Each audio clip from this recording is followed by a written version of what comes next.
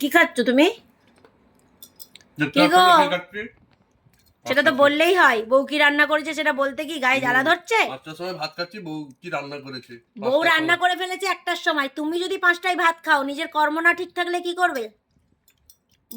1টার সময় ভাত খেতে গেলে নিজের কর্ম ঠিক করতে হয়। শুধু ডাল আর ভাত, ডাল আর ভাত। তো ডাল ভাত খাবে না কি খাবে? চাকরি নেই যে, ডাল ভাত খেয়েই কাটাতে হবে।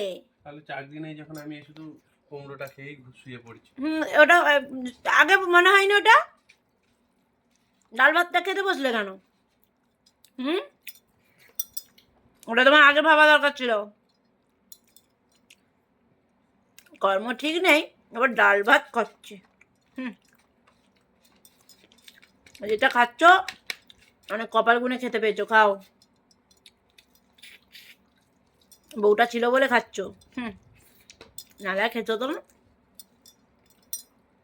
বউ তো না থাকলে আর একটা বউ হতো। সে খাওয়াতো না। তাহলে কি করা? সে কি করাতো তখন বুঝতে।